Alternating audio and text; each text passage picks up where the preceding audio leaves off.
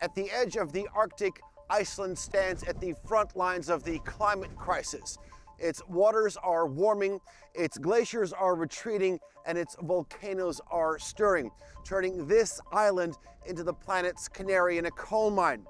But Iceland's geography isn't just an early warning system. It's using its oceans and the land to test how technology can push back against a changing world.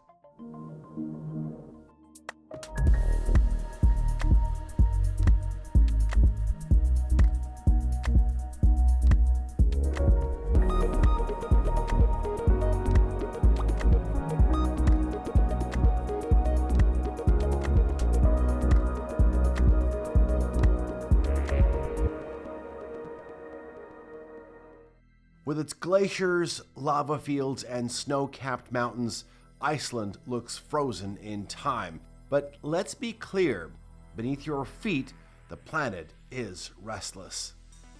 This island sits directly on a tectonic seam where continents drift apart and magma rises towards the surface. It's cold by latitude, almost improbably so, yet warmed from below. For centuries, Icelanders looked to the sky and saw omens, gods clashing, and worlds ending. My kingdom was stolen from me.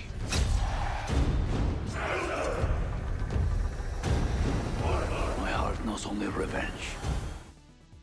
In recent years, Icelanders have witnessed more than volcanic rumblings. Glaciers are thinning, the seas are warming, and in early 2026, the largest solar flare in nearly 2 decades lit up the Arctic skies, painting the northern lights brighter than ever. It's beautiful, nature's kaleidoscope, but it's also revealing something deeper. This place reacts quickly to planetary change. If something shifts in the Earth's system, Iceland feels it early. And that makes it more than dramatic scenery. It makes it a climate test lab. Being surrounded by water changes how you think. For Iceland, the sea has never just been scenery. It's always been survival, its identity, its economy, and now, increasingly, its innovation. Here, the seafood industry is reimagining itself, not as a taker, but as an entity that gives back. A movement towards sustainability where every part of the catch has value. At the center of that transformation is the Iceland Ocean Cluster, community bringing fisheries, biotech, cosmetics, and design under one roof. And leading that movement is Alexandra Leeper. If we were to dive a little deeper into what the Iceland Ocean Cluster is all about, what would you tell me? Well, I would say firstly, at our very heart, we are a community.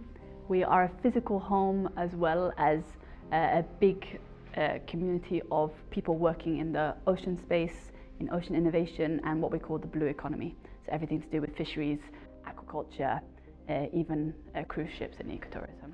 What do you think, what are some of the aspects that makes this place such a innovative place when it comes to the marine space?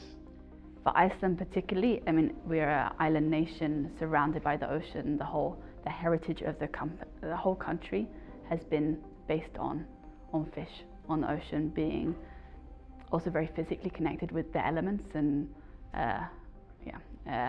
so the environment is very close and the people are very close to the ocean. So it means that there's really this opportunity to understand how it works and then really to build ideas very quickly. I think that's also to do with the fact that we are a geologically active island. So weather, volcanoes, things can happen very fast. So people need to react to change very fast. And I think that's kind of builds in this natural ability to innovate quickly. As one of the important people behind the idea of 100% fish, was essentially taking something that was once considered waste and giving it value, how has that changed the industry? Well, it's meant that the industry not only is more value created for the companies and less waste by using every part of the fish, it's also meant that the fisheries and the blue economy as a whole has become much more diverse. There are not just fisheries and fish processes involved, there are cosmetic companies, biomedical companies, there are textiles, there are artists.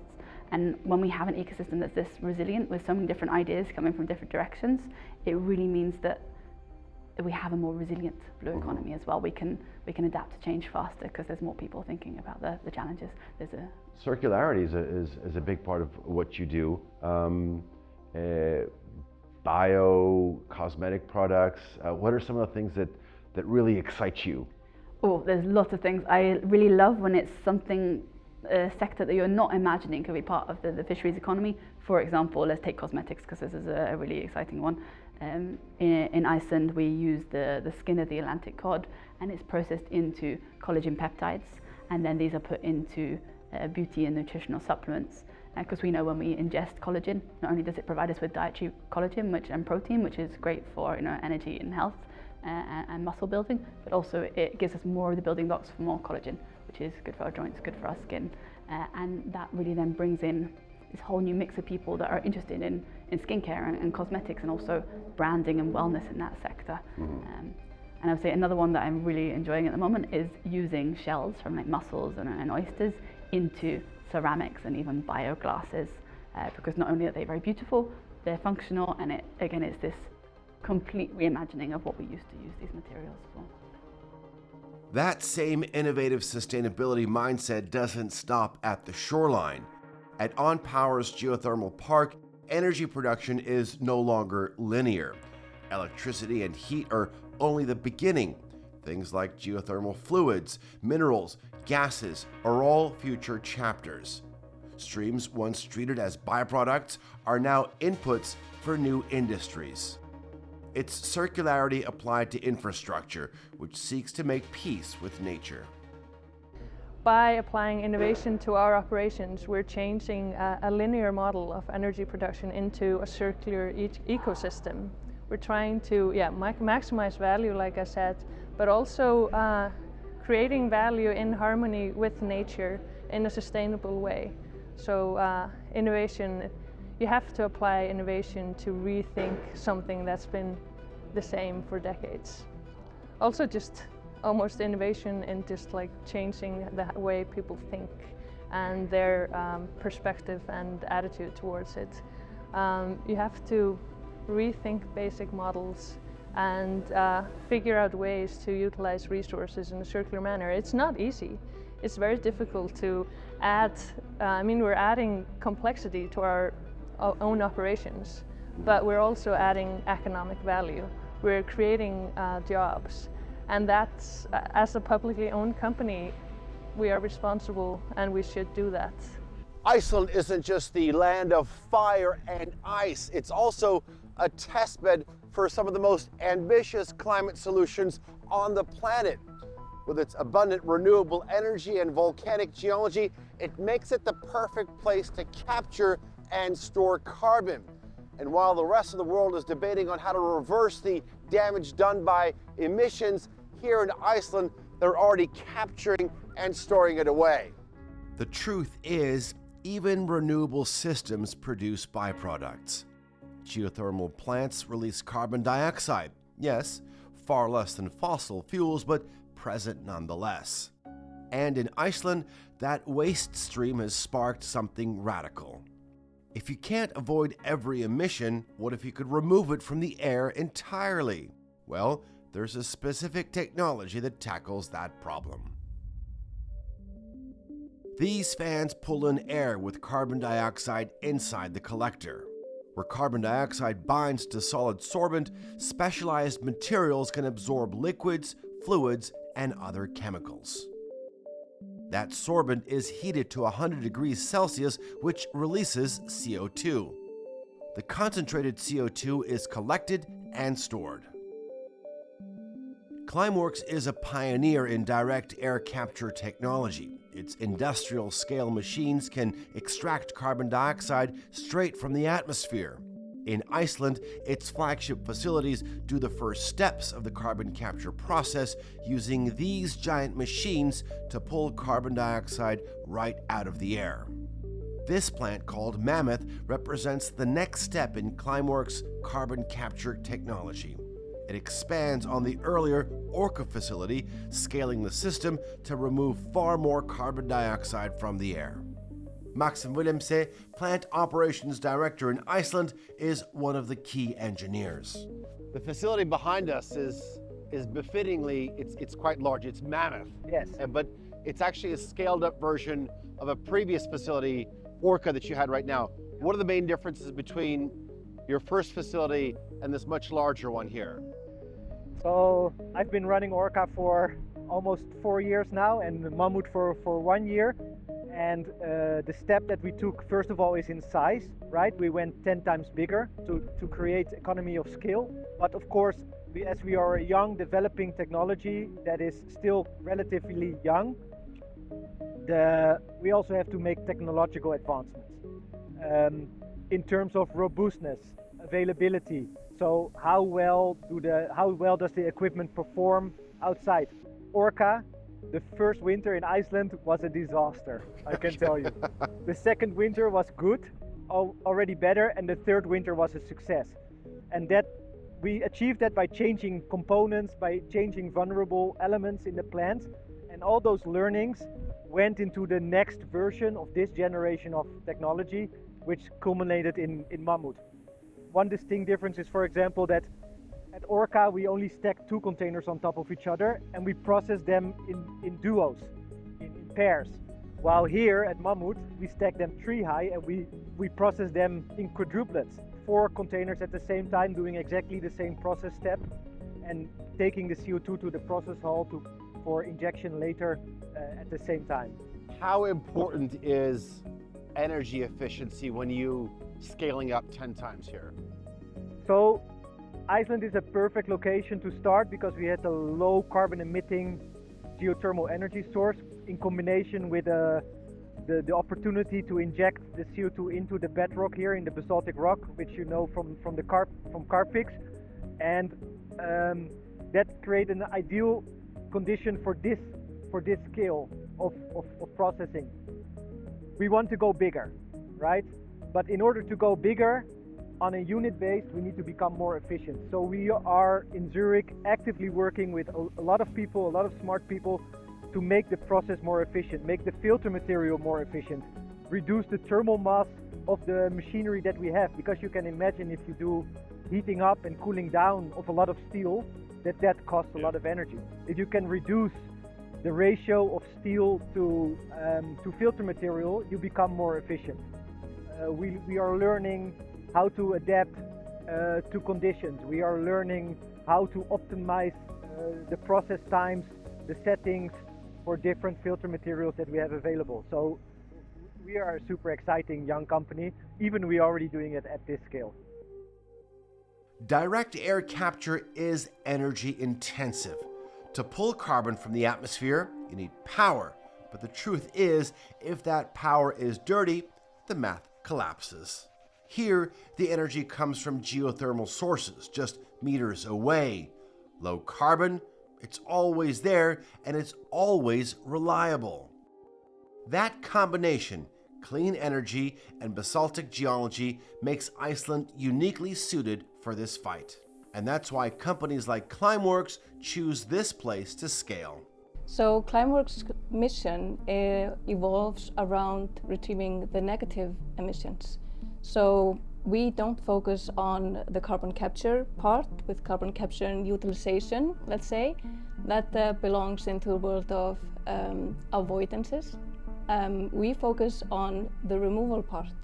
So when you think of the global warming, we know that the world is getting warmer, and you can think of the CO2 in the atmosphere as a blanket that's around the planet. When we think of the carbon capture from point source, let's say, then we are thinking about how we can stop it from layering more blankets to keep us warmer. Okay. What we are doing is that we are retrieving the CO2 from the atmosphere directly and like layering off the blankets so that we can get to a neutral position once more. When you look at Climeworks, it has established itself as a global leader when it comes to direct air capture. Why is Iceland in a unique position in terms of its geography to maximize from this? For sure.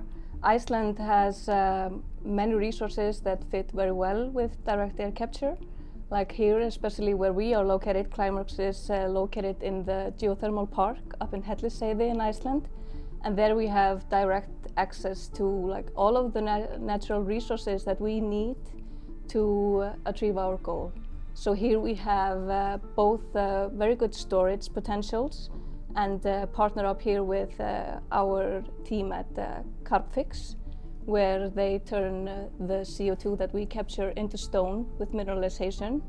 But here we also have the natural resources of the geothermal energy. We have electricity that all comes from renewable energy resources.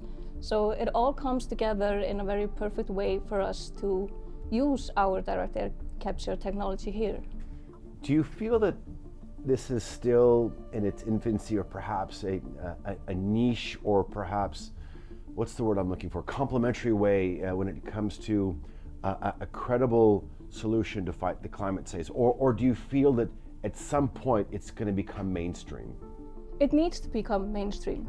If we are going to achieve our mission, like the world is going to achieve its mission to fight global warming, then it needs to become mainstream. Avoidances won't do the trick on its own. We will need technology like direct air capture to be able to reach negative emissions. So without it, our goals will never be reached. So what is needed for this to succeed, both from a political standpoint, both from a financial standpoint, and also technology? It's a very good question. So Climeworks has been in this unique position of both being a driver with developing technology, like a frontrunner in that section, but also a frontrunner in creating a market. So it's a challenging position to be in, but we see that to be able to go where we need to go, we will need to have demand, of course, and we need to also be able to scale up so it's an, let's say, economically possible solution. For that we need patient investors, of course, while we are still maturing the market conditions so that this will be a solution that's, let's say, more affordable. Capturing carbon is only half the equation. The real question is, what do you do with it? In Iceland, the answer is deceptively simple. You dissolve it in water, a sparkly water of sorts, and you send it underground. That's where Carbfix comes in. This company that specializes in carbon capture reintroduces captured emission back into the earth. What looks like soda water is actually carbon-infused liquid under pressure. That mixture is transported through pipes to injection sites at these igloo-like structures. That mixture is then injected hundreds of meters below ground through specialized wellheads. From there, it begins a controlled descent, 700 meters beneath the surface. Underground, the carbonated water seeps into porous basaltic bedrock. Inside the rock, dissolved carbon dioxide reacts with minerals, forming solid carbonate crystals. Within 2 years, more than 90% of the injected carbon transforms into stone, permanently locked in place underground. There is an emission source here, a geothermal power plant. It contains CO₂ in the emission. We take the CO₂, we mix it with water, and then send this mixture of CO₂ and water to this injection well that is here. Okay. This well extends into the subsurface. We have like a pipe that is closed, steel pipe, so we're not injecting into the shallow ground. But then it basically is an open hole down to 2 kilometers, and there the fluid, this mixture of CO₂ and water, can enter into the rocks. So it starts to flow, dissolves a little bit of the rocks, similar to what if you drink too much Coca-Cola, it dissolves your teeth. Okay. And these rocks give out a little bit of elements into the water. These elements mix with the CO2 to form something similar to this, calcium carbonate. And this mineral is then just left behind in the underground, and it's stable for millions of years. How long does it take to get into that state? Usually we talk about that it takes less than 2 years for all of the CO2 that we inject to mineralize. So at any given time, the CO2 we are injecting today, all of it will be mineralized within the next 2 years. In this fascinating process, how important is Iceland's geology with the basalt rock formation? The geology is what controls this. Iceland is rich of these basalts, so we can be here and we can be next door and so on. But this also, basalts are not only here. Most of the oceanic floor is basalt, for example, and 5% of the continents is also basalts. So there are lots of places where you can apply this, but just not everywhere. But there is still plenty of space. Okay.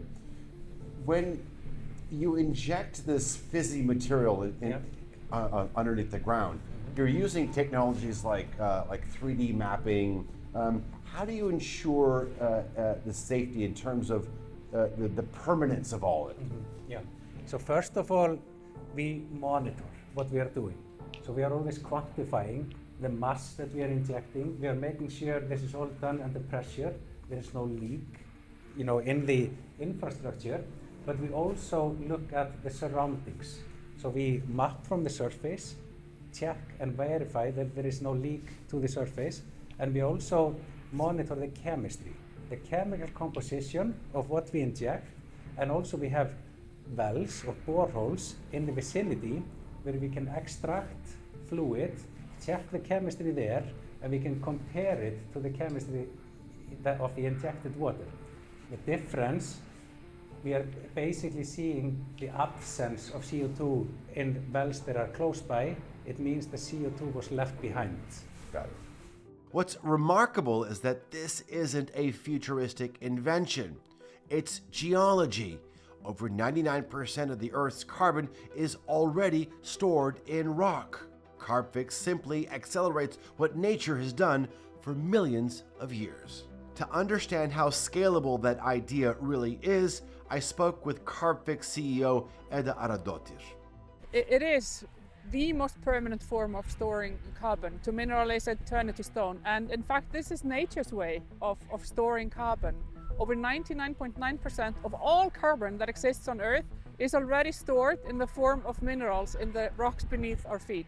So that alone tells us the capacity that we can bring this method and this technology to, because this is truly the way nature permanently regulates CO2 level across the global carbon cycle. When you talk about storing carbon, can you do it quickly enough and effectively enough to actually make a dent in the climate crisis? Yes, we can, absolutely. But before we store it permanently, we need to capture it. So we have to stop emitting as much CO2 as we are doing. And when it comes to carbon management, we need to capture. We need to do that as efficiently as possible. And then Carbfix comes in. We inject into favorable geologic formations, and there, within 2 years' time, the CO2 is permanently turned to stone. And we have all the methodology developed to prove that indeed that process is happening. How much carbon can you actually store here in Iceland? Talk to me about the capacity. If we look at capacity in Iceland, and again the theoretical capacity, it's if I remember correctly, 2,000 gigatons that Iceland alone could store. So, as I say, and that's just Iceland. But it's not going to be practical to tap into every single formation, so we have to make sure that we select the ones that have the most efficiency, the most capacity, where we will have the lowest cost of implementing this, and so forth. How do you respond to criticism or skepticism around carbon capture being framed as a license to pollute? Is that a fair assessment? How would you respond to that? I object to that, but of course it matters how you deploy carbon management. So for Carbfix, We are first and foremost targeting hard to abate sectors where there is no alternative solution in the coming decades to go about producing critical raw materials in a different way than emitting CO2 unless we implement carbon captures. When it comes to energy production, I am all for the green transition. So this carbon capture is never an excuse to not go into the green transition. What Iceland shows us is that there isn't a single miracle solution. It shows a mindset. Fish waste becomes collagen, heat becomes an industry, carbon becomes stone. In a country where nature is volatile, it's evident that resilience has become instinct. And that instinct to rethink waste, to act early, to work with geology instead of against it, could very well be Iceland's most exportable resource of all. Iceland may not be a very big country, but it is taking big steps, proving that with the right ambition, ideas, and location, climate solutions don't have to wait. From capturing carbon to reimagining how we use the oceans, this country is setting a powerful example, and for the rest of us, a blueprint of what's actually possible. Well, that's it for this edition of NexTech from Iceland. I'm Alijan Ayanar, and we'll see you next time.